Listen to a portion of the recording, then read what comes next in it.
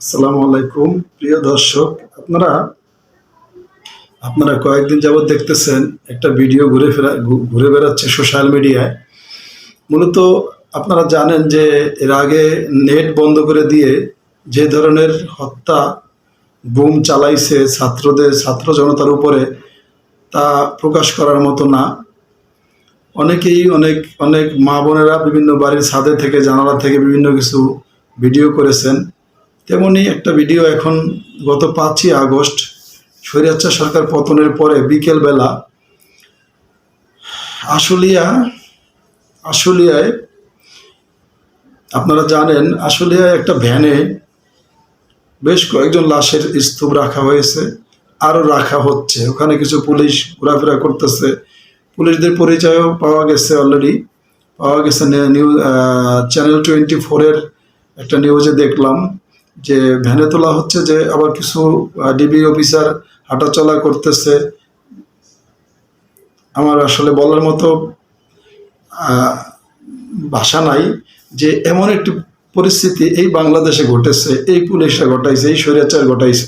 সেই বাংলাদেশে আমরা থেকে মানে কি বলবো, আপনারা তো ভিডিওটা অবশ্যই দেখেছেন, না দেখলে আমিও দিচ্ছি, আপনারা দেখে নেবেন।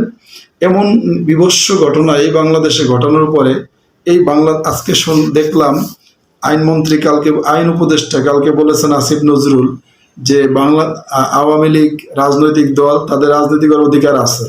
আমি ডক্টর আসিফ নজরুল স্যারকে বলতে চাই, কিভাবে আপনার মুখে এই কথা আসে?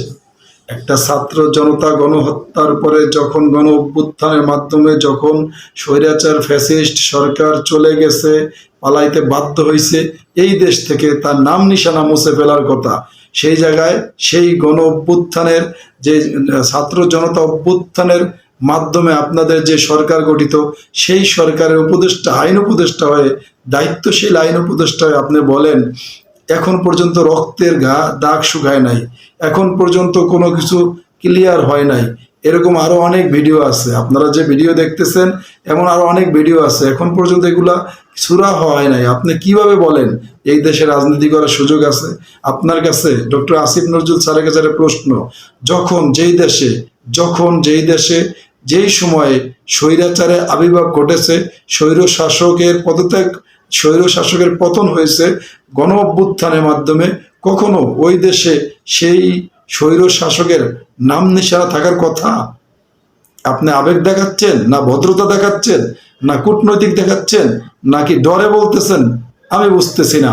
কি করে আপনি বললেন যে আওয়ামী লীগ রাজনৈতিক দল, রাজনীতি করার অধিকার আছে? কিসের অধিকার? অধিকারটা কিসের? অনতিবিলম্বে নুরুল হক নূর আজকে বলেছেন যে তাদেরকে ব্যান করতে হবে, দলকে ব্যান করে দিতে হবে, তাদের নিবন্ধন বাতিল করে দিতে হবে। তাদের সাথে লক্ষ লক্ষ কোটি কোটি মানুষ একত্রিত হয়ে বলতেছি, এই আওয়ামী লীগরে অবশ্যই নিবন্ধন বাতিল করতে হবে।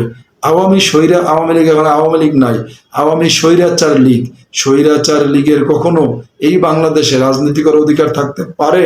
এটা আপনার কাছে আবার পুনরায় প্রশ্ন। ডক্টর আসিফ নজরুল স্যার, আপনি দয়া করে আমার ভিডিওটা যদি কখনো দেখে থাকেন উত্তর দেন যে এটা কিভাবে সম্ভব, আপনি কিভাবে বললেন? আপনার সেই ছাত্রদের রক্তের সাথে বেইমানি করা হচ্ছে, রক্তের সাথে প্রতারণা করা হচ্ছে।